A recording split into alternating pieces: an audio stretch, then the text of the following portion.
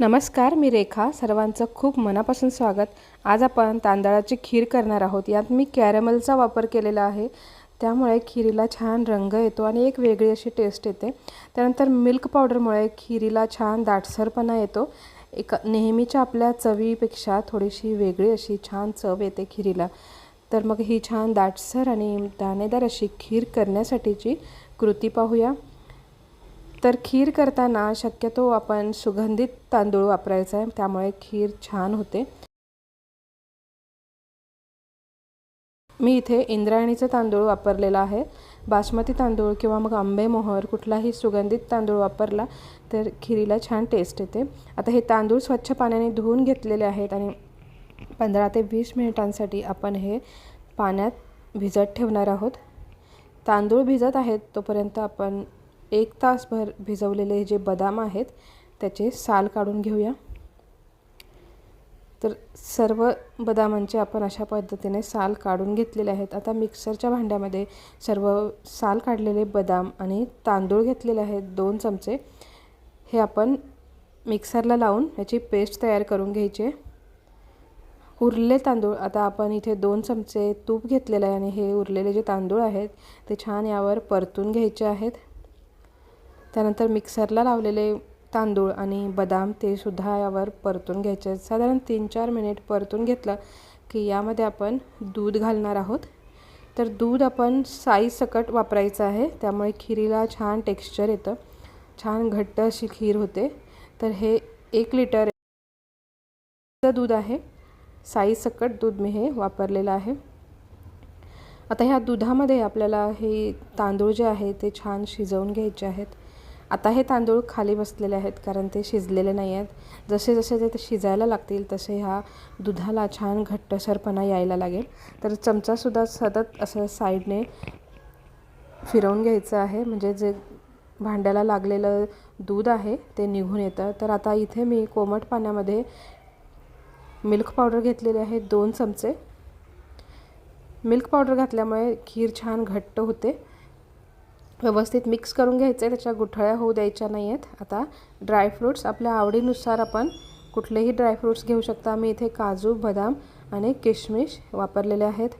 आता आपली खीरसुद्धा हळूहळू घट्ट व्हायला लागलेली आहे. तुम्ही पाहू शकता असं भांड्याच्या कडेला जे आहे ते दूध कडक होऊन जातं, त्यामुळे आपण सतत चमच्याने ते काढत राहायचं आहे.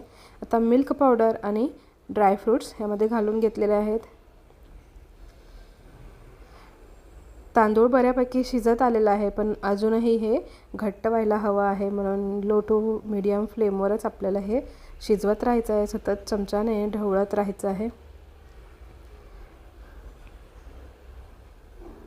साधारण 10 मिनिटांनंतर ही जरा जास्त घट्ट झालेली दिसते आहे आपल्याला. तर आता आपण यामध्ये साखर वापरणार आहोत. तर मी इथे अर्धा कप साखर घातलेली आणि जी साखर घातलेली आहे ही व्यवस्थित आधी चमच्याने व्यवस्थित हलवून द्यायची आहे, एकजीव करायचं आहे. आता दुसऱ्या पॅनमध्ये मी आपल्याला कॅरमल करायचं आहे. पाणी न घालता आपण हिला वितळवून घेणार आहोत. तर ही जी साखर वितळवायची प्रोसेस आहे ती अगदी लो फ्लेमवर करायची आहे, कारण साखर करपू शकते आणि तिला करपट असा वास येईल. म्हणून सतत चमच्याने हलवत आपल्याला लो फ्लेमवरच ही साखर छान वितळून घ्यायची आहे. हळूहळू साखर वितळायला लागलेली आहे. चमच्याने सतत हलवत राहिल्यामुळे ती एका जागेवरच चिकटून न बसता छान तिचं कॅरमल तयार होईल, म्हणून चमच्याने सतत हलवत राहायचं आहे.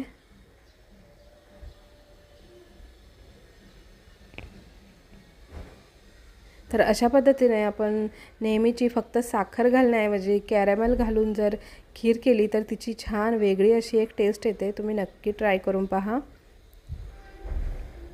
तर आता आपलं कॅरमल होत आलेलं आहे. साखर छान वितळली गेलेली आहे. आता लगेचच गॅस बंद करायचा आहे. यापेक्षा जास्त वेळ आपल्याला ती शिजवायची नाही आहे. तर गॅस बंद केलेला आहे आणि आता हे खिरीमध्ये आपण लगेचच घालून घेऊया. आणि कॅरमल घातल्यानंतर लगेच चमच्याने ती व्यवस्थित एकजीव करायचं आहे, म्हणजे तिच्या गुठळ्या होणार नाही आणि व्यवस्थित खिरीमध्ये ती एकजीव होईल. पूर्णपणे एकजीव होईपर्यंत अशा पद्धतीने व्यवस्थित आपण हलवून घेऊया. तुम्ही पाहू शकता खिरीला छान दाटसरपणा आलेला आहे आणि रंगसुद्धा सुरेख आलेला आहे. आता वेलचीची पूड घातली की आपली खीर तयार आहे. तुम्ही पाहू शकता छान दाटसर अशी ही खीर झालेली आहे. तर मग हा खिरीचा व्हिडिओ तुम्हाला कसा वाटला? तुम्ही अशा पद्धतीने नक्की खीर करून पहा. तुमची खीर कशी झाली कमेंट करून कळवा. रेसिपी आवडली असेल तर लाईक करा, शेअर करा. चॅनलला अजून सबस्क्राईब केलेलं नसेल तर सबस्क्राईब करा. चॅनलला सबस्क्राईब करून बेल आयकॉन हिट करा, म्हणजे येणाऱ्या प्रत्येक व्हिडिओचं नोटिफिकेशन तुम्हाला मिळेल. तर मग पुन्हा भेटूया एका नवीन रेसिपीसोबत. तोपर्यंत धन्यवाद.